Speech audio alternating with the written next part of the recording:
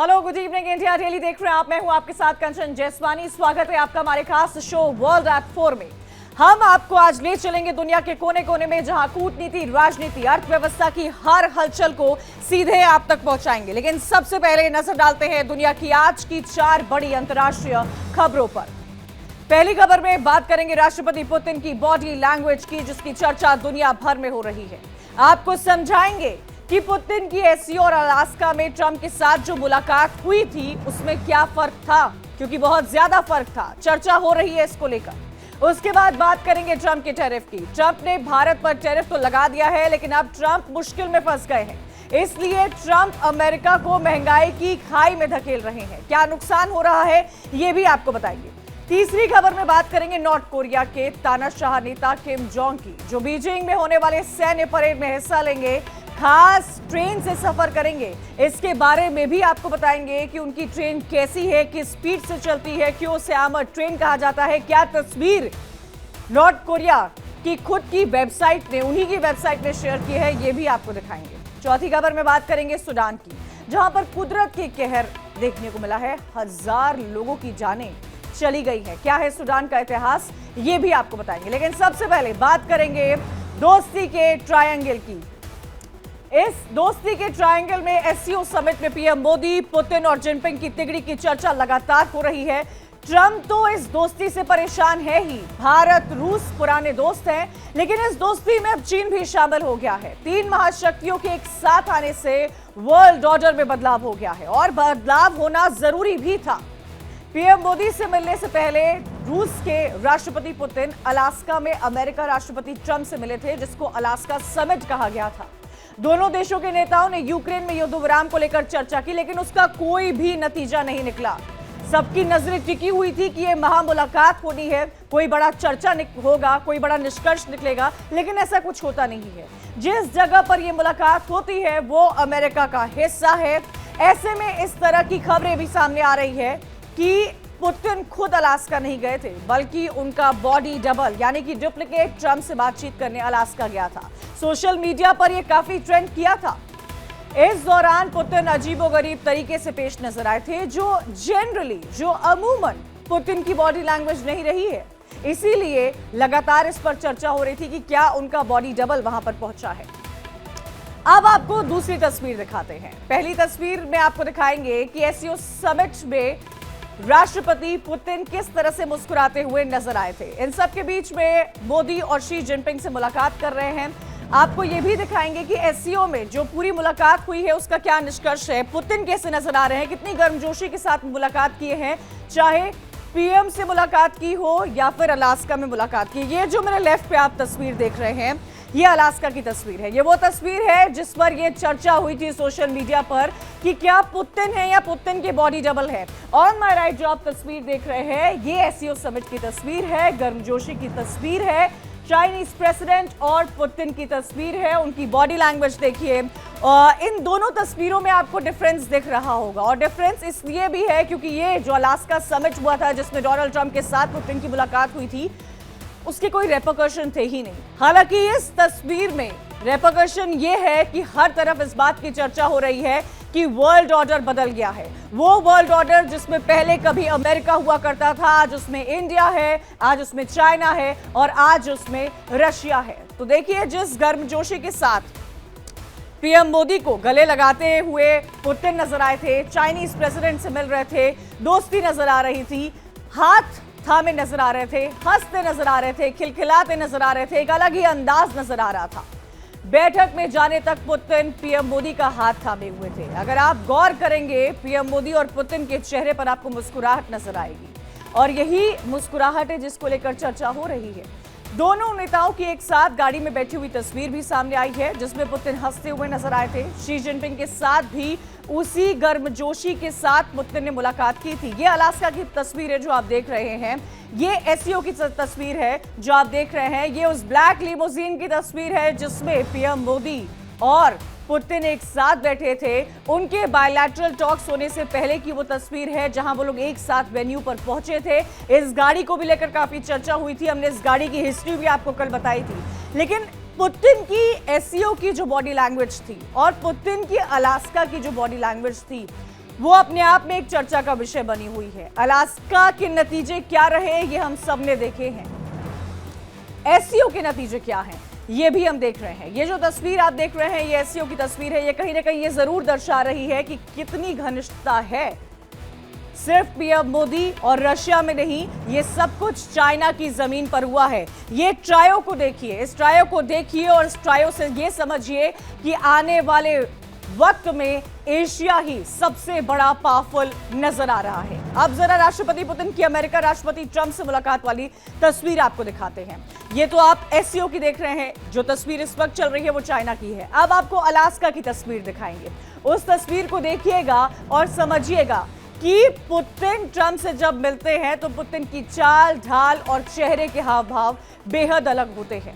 कई लोगों की पुतिन की बॉडी लैंग्वेज देखकर ये यकीन ही नहीं हो रहा था कि वो पुतिन है जिससे डोनाल्ड ट्रंप ने अलास्का में मुलाकात की थी। पुतिन आमतौर पर कभी दोनों हाथ हिलाकर नहीं चलते हैं, उनका बायां हाथ हमेशा स्थिर रहता है। लेकिन ट्रंप के साथ पुतिन दोनों हाथ मिलाकर चल रहे हैं। ये अलास्का की तस्वीर है जो इस वक्त आप देख रहे हैं। पुतिन की चाल, उनकी बॉडी लैंग्वेज सब कुछ अलग है। यहां तक कि फाइटर जेट को आसमान में ऐसे देख रहे थे जैसे उन्होंने कभी देखा ही ना हो। ट्रंप के साथ बातचीत के दौरान पुतिन के चेहरे पर जो एक्सप्रेशन थे वो भी काफी अजीब थे। किसी देश का राष्ट्रपति इस तरीके से व्यवहार करे तो थोड़ा अजीब लगता है। फोटो सेशन के दौरान पुतिन के दोनों पैर भी खुले हुए हैं। आमतौर पर पुतिन इस तरह से खड़े नहीं रहते हैं, लेकिन उनका ये बॉडी लैंग्वेज, उनका ये रूप अपने आप में कई सारे सवाल खड़ा करता है। अब आपको दो तस्वीर दिखा रहे हैं। इन दोनों तस्वीर को देखिए और समझिए। पहली तस्वीर है जिस पर सोशल मीडिया पर यह चर्चा हुई थी कि क्या ये पुतिन है या पुतिन की बॉडी डबल है। जमीन आसमान का फर्क है इन दोनों तस्वीरों में। पुतिन एससीओ में नजर आए थे, वो बेहद खुश मिजाज थे। जो दूसरी तस्वीर आप देख रहे हैं और वो एससीओ की है। पहली तस्वीर अलास्का समिट की है जहां पर यह चर्चा हो रही थी कि ये शायद पुतिन नहीं, उनके बॉडी डबल है। बॉडी लैंग्वेज देखिए, बॉडी लैंग्वेज में साफ झलक रहा है कि ट्रंप के साथ वो बेहद अजीब थे। वहीं बात करें, मुलाकात करें नतीजों की, तो ट्रंप के साथ पुतिन की घंटों की बातचीत बेनतीजा रही थी। अमेरिकी राष्ट्रपति डोनाल्ड ट्रंप ने यूक्रेन मुद्दे को उठाया था। दिलचस्प बात यही है कि उस मीटिंग में खुद यूक्रेन मौजूद ही नहीं था। उसके भविष्य पर कोई तीसरा मुल्क फैसला कर रहा था। एससीओ की बात की जाए तो एससीओ समिट के दौरान रूसी राष्ट्रपति पुतिन ने एक ऐसा बयान दिया जिसके मायने तलाशने में लोग जुड़ गए थे। अब आप ये समझिए, अब ग्राफिक्स के जरिए आपको समझाएंगे कि एससीओ समिट में पुतिन कैसे थे, अलास्का में पुतिन कैसे थे। ये समझना बेहद जरूरी है। इन ग्राफिक्स को देखिए और समझिए। एससीओ समिट में पुतिन गर्मजोशी के साथ नेताओं से मिल रहे थे, बातचीत कर रहे थे, मुस्कुराहट थी उनके चेहरे पर। अलास्का में पुतिन का बेहद ही अजीबोगरीब व्यवहार नजर आया था। ट्रंप के साथ जो उनकी मुलाकात हुई है, लग ही नहीं रहा था कि वो पुतिन है। पीएम मोदी का हाथ थामे नजर आ रहे थे पुतिन। एससीओ समिट में पुतिन की चाल ढाल पर अलास्का में सवाल हो रहा था। एससीओ समिट में पुतिन के चेहरे पर मुस्कुराहट थी और अलास्का में बेहद गंभीर अंदाज में यह मुलाकात हुई थी। इसका कोई नतीजा भी नहीं निकला था क्योंकि अलास्का का समिट ही इस वजह से हुआ था कि जो रशिया और यूक्रेन में वॉर चल रहा है, जिसका जिक्र डोनाल्ड ट्रंप अपने इलेक्शन कैंपेन में किए थे कि अगर मैं प्रेसिडेंट बनता हूं, मेरी सरकार बनती है तो 24 घंटे के अंदर ये युद्ध रुकवा दूंगा। लेकिन ऐसा 6 महीने बीत चुके हैं, ऐसा अब तक हो नहीं पाया है। अलास्का में भी इसी को लेकर मीटिंग थी लेकिन ऐसा कुछ हुआ नहीं। अब आगे बढ़ते हैं और आपको बताते हैं कि प्रधानमंत्री नरेंद्र मोदी एससीओ की बैठक के लिए अपनी चीन यात्रा पूरी कर भारत लौट आए हैं। तियानजिन में हुई इस बैठक में पीएम मोदी, रूसी राष्ट्रपति व्लादिमीर पुतिन और चीन के राष्ट्रपति शी जिनपिंग के साथ मुलाकात हुई थी। इसकी तस्वीरें अमेरिका की नींद उड़ाने वाली है। ट्रंप के टैरिफ के बाद जितनी जल्दी दुनिया की राजनीति में बदलाव हुआ है, उसका अंदाजा खुद अमेरिका राष्ट्रपति ने भी नहीं लगाया होगा। पीएम मोदी की चीन यात्रा ऐसे समय में हुई है जब अमेरिका ने भारत पर 50% टैरिफ लगा दिया है। भारत अमेरिका के बीच तनाव की स्थिति है, यह जग जाहिर है। इस साल क्वाड शिखर सम्मेलन के लिए ट्रंप भी फिलहाल सवाल खड़े हो गए हैं। एससीओ शिखर सम्मेलन में ट्रंप की धमकाने वाली रणनीति के खिलाफ ये जो तिगड़ी थी वो एकजुट हो गई है। भारत चीन रूस के साथ नई राह बनाने में जुट गया है। ट्रंप ने भारत पर रूस से दोस्ती पर टैरिफ लगाया था, लेकिन एससीओ में मोदी पुतिन की जुगलबंदी ने ट्रंप को साफ संदेश दिया।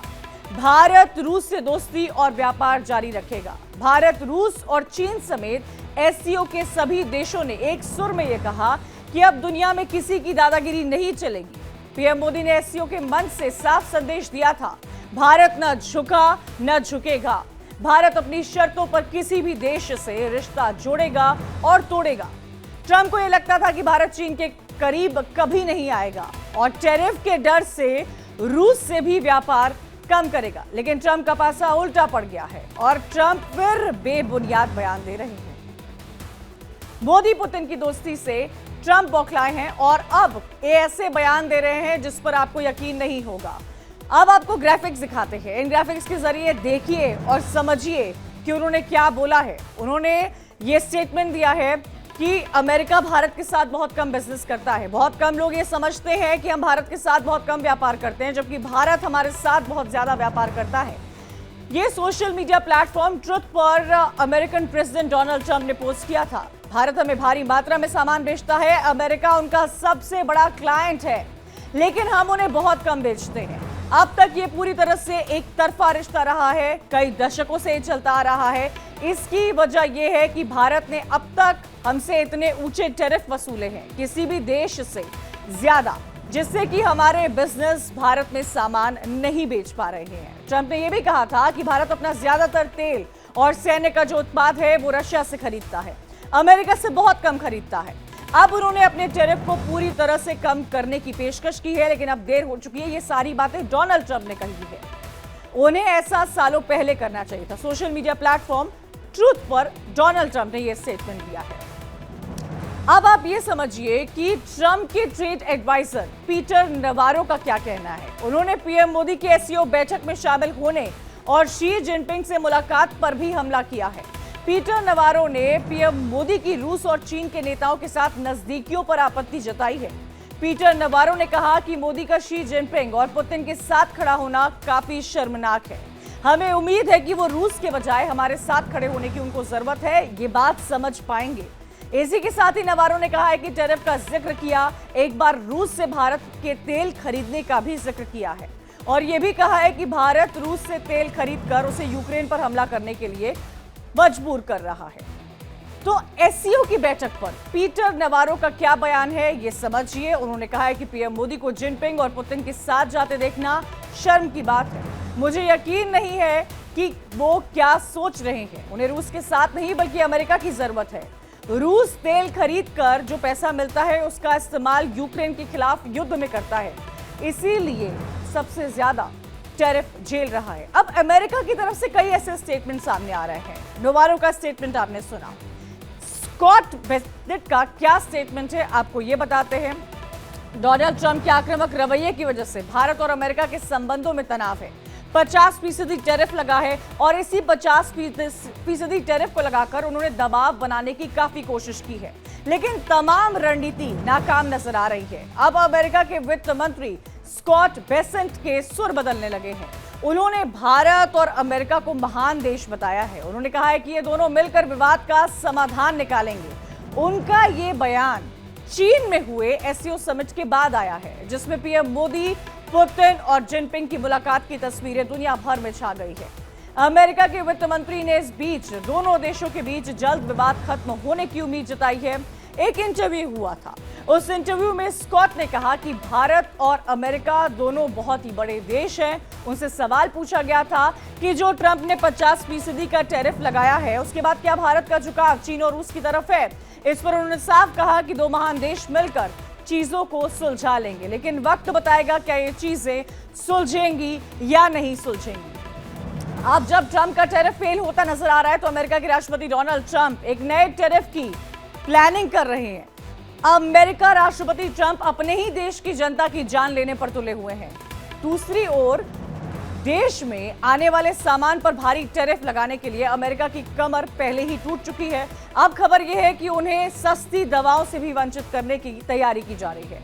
ट्रंप ने विदेशों में बनी दवाओं पर भारी टैक्स लगाने की योजना बनाई है। ये टैक्स 200% से भी ज्यादा हो सकता है। आप कल्पना कीजिए अगर फार्मास्यूटिकल पर 200% टैक्स लगेगा, हालांकि अभी यह कंफर्म नहीं है, तो क्या स्थिति होगी। ये जाहिर सी बात है कि भारत और अन्य देशों को इससे आर्थिक नुकसान तो होगा ही, लेकिन अमेरिका की जनता का क्या हाल होगा? शायद इस बारे में ट्रंप, उनके सहयोगी सोच नहीं पा रहे हैं। आखिरकार महंगी दवाओं का खर्च उन्हीं को नुकसान पहुंचाएगा। इससे पहले कई सालों तक अमेरिका ने विदेशी दवाओं को बिना किसी टैक्स के अपने देश में लिया था, ड्यूटी फ्री थे। आप सोच सकते हैं पहले मेडिसिन ड्यूटी फ्री थी, लेकिन अब खबर ये आ रही है कि फार्मेसी पर 200% टैक्स लग सकता है। 1962 में ट्रेड एक्सपेंशन एक्ट हुआ था और इसी के तहत इसका हवाला दिया गया। उनका यह कहना है कि कोरोना की महामारी में दवाओं की कमी थी और अब घरेलू उत्पादन बढ़ाना जरूरी है, यानी कि अमेरिका की मैन्युफैक्चरिंग पर जोर तो दे रहे हैं, लेकिन वो मल्टीपोलर और मल्टीलैटरल बन नहीं पा रहे हैं। अमेरिका में जेनेरिक दवाओं की अगर बात की जाए तो भारत जेनेरिक दवाओं का एक बड़ा सप्लायर है। भारत की जेनेरिक दवाएं अमेरिका की स्वास्थ्य प्रणाली में बहुत महत्वपूर्ण भूमिका निभाती हैं। भारत अमेरिका से 35% जेनेरिक दवाएं सप्लाई कराता है, यानी कि करीब करीब 80,000 करोड़ की दवाएं होती है। इस मेडिसिन का मैथमेटिक्स समझिएगा। भारत की सस्ती दवाओं की अमेरिका बाजारों में काफी मांग है, क्योंकि वहां पर जो डॉक्टर्स हैं वो प्रिस्क्रिप्शन में सिर्फ 90% जेनेरिक मेडिसिन देते हैं। 90% जेनेरिक मेडिसिन पर अगर इस तरह के टैक्स लगाए जाएंगे तो अमेरिका के पेशेंट्स का क्या हाल होगा, उनके हेल्थ स्ट्रक्चर का क्या हाल होगा। अब आपको बताते हैं कि भारत के अलावा अमेरिका को सबसे ज्यादा दवाएं कौन सा देश बेचता है। आयरलैंड बेचता है 3.1 लाख करोड़ की कैंसर की दवाएं बेचता है। जर्मनी की बात की जाए तो 1.65 लाख करोड़ की जेनेरिक दवाएं बेचता है। स्विट्जरलैंड भी इसमें शामिल है जो 1.3 लाख करोड़ की कैंसर की दवाएं भेजता है। चाइना की बात की जाए तो 89,000 करोड़ की एंटी वायरलेस दवाएं जो है वो चाइना की तरफ से दी जाती है। ये अमेरिका का हेल्थ सिस्टम है। अब बात करते हैं टैरिफ के असर की। अगर अमेरिका में ट्रंप का टैरिफ है तो अमेरिका में महंगाई बढ़ेगी, लोगों को सालाना $2,400 का नुकसान होगा। कम आय वाले परिवारों पर इसका असर होगा। कपड़े, जूते, बैग की कीमत में 40% बढ़ोतरी होगी। खाने की चीजों की बात की जाए तो उसमें 3.4% वृद्धि होगी। ऑटोमोबाइल सेक्टर में 12% बढ़ जाएगा। अमेरिका में जॉब के लिए खतरा पहले भी मंडरा रहा था, एक बहुत बड़ा चैलेंज है ही है, अब भी और मंडराएगा। 5 लाख नौकरियां खत्म हो जाएंगी, लेकिन ये बात डोनाल्ड ट्रंप को कहां समझ आ रही है। अमेरिका में टैरिफ के कारण महंगाई बढ़ गई है, काफी ज्यादा बढ़ गई है। जून 2024 की बात की जाए तो जून 2024 से लेकर 2025 के बीच में अमेरिका में सामान 2.7% महंगा हुआ है। मई 2024 में यह महंगाई दर 2.4% हो गई थी, जो कि अगस्त के महीने में काफी ज्यादा बढ़ गई है। ये अमेरिका के हालात है। कॉफी, फ्रूट्स, टॉयज, घरेलू सामान और टेक्सटाइल की कीमतों में काफी इजाफा हुआ है। कॉफी देखिए 2.2%, फ्रूट्स 2.3%, टॉयज 1.8%, घरेलू सामान 1.9%, टेक्सटाइल 0.4%। ये सब कुछ बढ़ गया है। अमेरिका दुनिया का सबसे बड़ा कर्जदार देश बन गया है। पिछले दिनों की बात की जाए तो अमेरिका का डेट 86 लाख करोड़ है। ये आंकड़ा हैरान करने वाला है, लेकिन ये सच है। अमेरिका पर कर्ज का कितना बोझ है ये आप समझिए। 3,205 लाख करोड़ रुपए अमेरिका पर डेट है, जो कि अमेरिका की जीडीपी के 124% के बराबर है। जिसका मतलब जितनी बड़ी अमेरिका की अर्थव्यवस्था नहीं है, उससे ज्यादा तो इनका डेट है। देश का बजट का 14% हिस्सा सिर्फ और सिर्फ डेट है। डेट का अगर आप इंटरेस्ट चुकाने पर खर्च जो अमेरिका कर रहा है, वो आंकड़े हैरान कर दे रहे हैं। ये अमेरिका की इकोनॉमी है, ये अमेरिका का डेट है जो आप समझ रहे हैं, लेकिन शायद इसको डोनाल्ड ट्रंप नहीं समझ पा रहे हैं।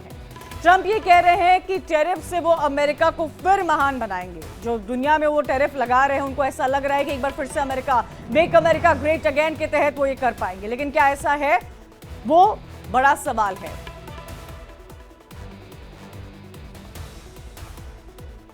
तो आप सोचिए कि मोदी, पुतिन एक तरफ तो अपना दम दिखा रहे हैं, लेकिन टैरिफ किंग कहीं ना कहीं घबरा गए हैं। 2025 की तिमाही की बात की जाए तो वहां पर काफी घाटा देखने को मिला था। कुल मिलाकर ट्रंप चाहें तो टैरिफ को कितना ही फायदा बता दें, लेकिन कहीं ना कहीं टैरिफ अमेरिका को कुएं में धकेलता हुआ नजर आ रहा है। अब बढ़ेंगे अपनी अगली खबर की तरफ, जो कि नॉर्थ कोरिया से है। उत्तर कोरिया के नेता किम जोंग उन चीन पहुंच गए हैं। वो बीजिंग में होने वाले सैन्य परेड में हिस्सा लेंगे। साथ ही रूस के राष्ट्रपति पुतिन और चीन के राष्ट्रपति जिनपिंग के साथ बैठक करेंगे। इसमें सबसे खास बात है कि किम जोंग प्लेन से नहीं बल्कि एक खास ट्रेन से चीन आएंगे। लेकिन क्या आप जानते हैं कि किम जोंग ट्रेन से चीन क्यों पहुंच रहे हैं? आखिर क्या इस ट्रेन को खास बनाता है, यह भी आपको समझने की जरूरत है। हरे रंग और पीली पट्टी वाली इस ट्रेन को बख्तरबंद ट्रेन माना जाता है, जो आप इस वक्त देख रहे हैं। काफी आम ट्रेन, इसका नाम आम ट्रेन दिया गया है। इसमें हरे रंग की ट्रेन है, पीली पट्टी है। इस ट्रेन को बख्तरबंद ट्रेन सनशाइन के नाम से जाना जाता है। जब भी उत्तर कोरियाई नेता विदेश के दौरे पर जाते हैं तो इसी ट्रेन का इस्तेमाल किया जाता है। ये ट्रेन न सिर्फ बुलेट प्रूफ है बल्कि इस पर बम मिसाइल का भी असर नहीं होता है। आप सोचिए, बम की मिसाइल का असर नहीं होता है।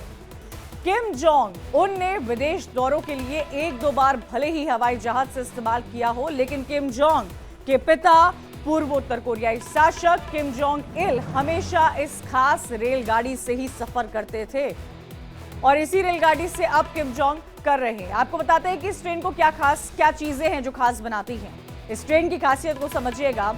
काफी ज्यादा सुरक्षित है, गोपनीय है, कॉन्फिडेंशियल है। खास तकनीक का इस्तेमाल किया गया है, टेक्नोलॉजी अलग है। इसमें कई तरह के खतरनाक हथियार लगाए गए हैं। किम जोंग उन की खास कमांडो की टुकड़ी है। खाने पीने की तमाम चीजें हैं। मीटिंग रूम भी इसमें बनाया गया है। ट्रेन में हाईटेक चीजें हैं, कम्युनिकेशन सिस्टम है। ट्रेन में किम जोंग उन के लिए एक बड़ा दफ्तर भी है।